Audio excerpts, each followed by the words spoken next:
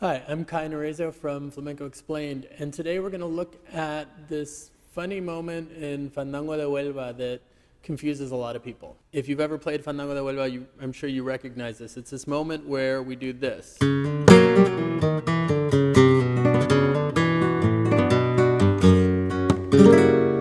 it comes in all over the place. In solo guitar fandangos, we use variations of this, but when you're playing for the cante, at the end of the letra, it comes right as soon as the singer finishes. Right?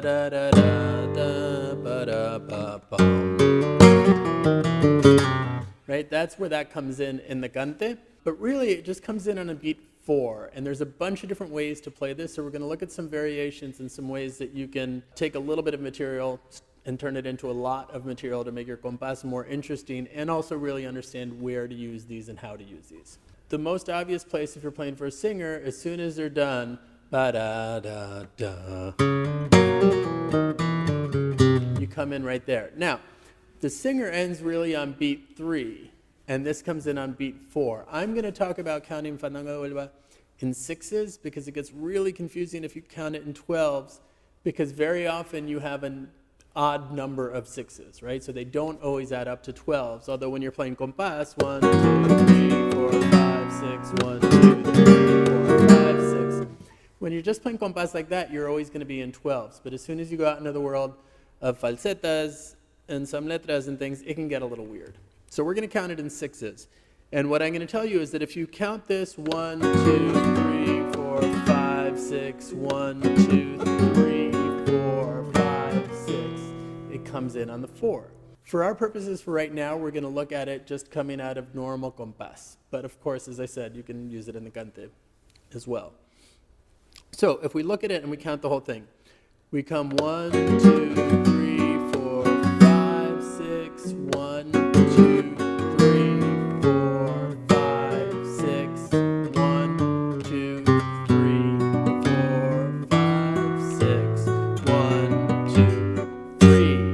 Right? We end on 3 again. 4, 5, 6, 1, 2, 3, 5, 6, 1, 2, 3. So let's look at this one. To me, I'm using this one as our basis because I think this is probably the first one I learned. So it feels like a very basic one. Doesn't necessarily mean that it's the one you learned. So we start here on an E chord.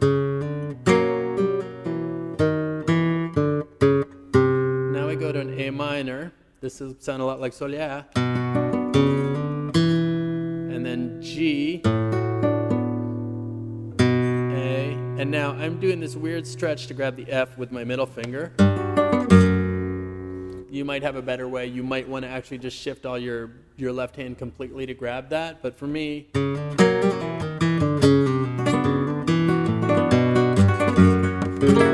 just kind of works and makes sense because it keeps my top notes the same. First, let's just look at 3 different ways to play the first half of that. This part. That gets us to the A minor, right? So the first way we looked at, another common way to do it,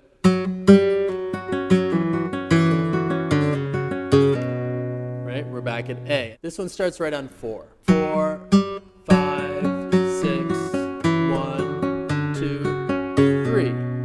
Right? Just gets us right back there. And another way we can do this is with a straighter arpeggio without the slurs.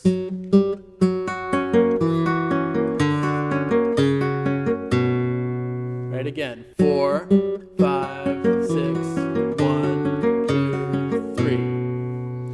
so now we have 3 different ways of playing the first half, and now we're going to look at some ways to play the second half. The first one we looked at is that. 2 common alzapúa ones would be this.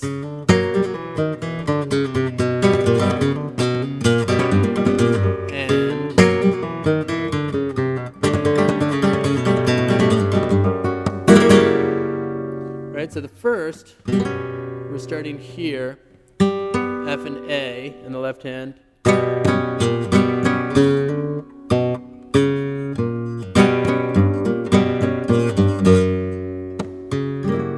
And the other.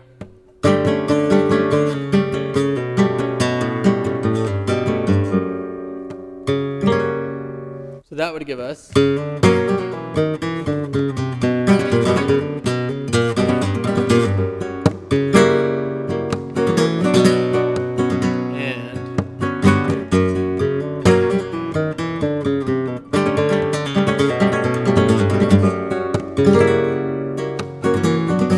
Etc. Another common one is a sort of longer variation of what we do in Solea, but it is quite a bit longer. And what we're going to do here is, what I do here is P-I-M-A-M-I, A-M, now I-M-A. I've just played A on the second string.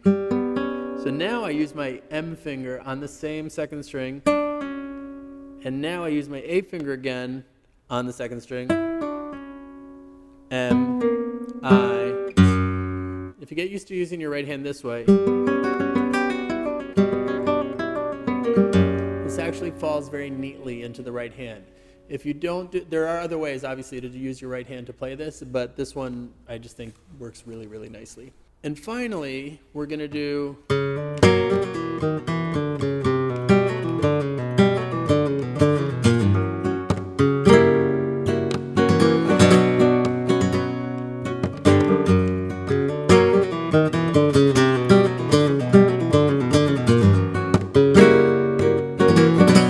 so just as an aside here, you can use all of these second halves of this section in Solea if you start on the 4 and.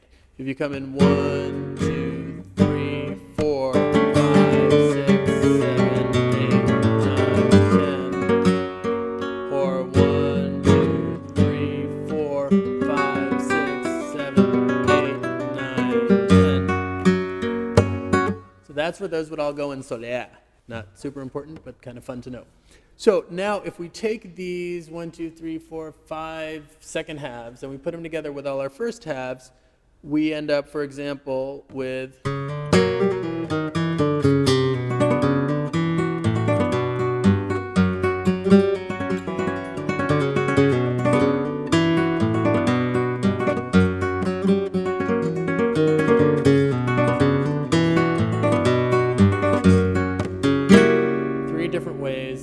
starting that. So the same is also true of any of them.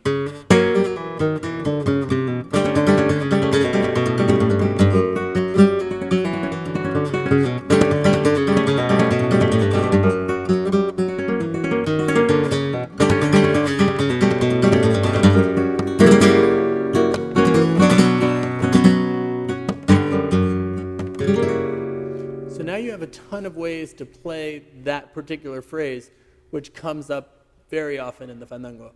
Because this is one of the things that confuses people, I do want to throw this in. There's a shorter version of that we also play in the fandango, and that is shorter, which means it comes in a little later. So that one comes here. 1, 2, 3, 4, 5, 6, 1, 2, 3, 4, 5. You'll notice that all of these phrases that I played end on 3, 4, 5, 1, 2, 3. The other thing that's convenient about them ending on 3 is that you can actually string them together because they all end on 3, which means you can come right back into another one of these, which start on 4. So you could do something like this.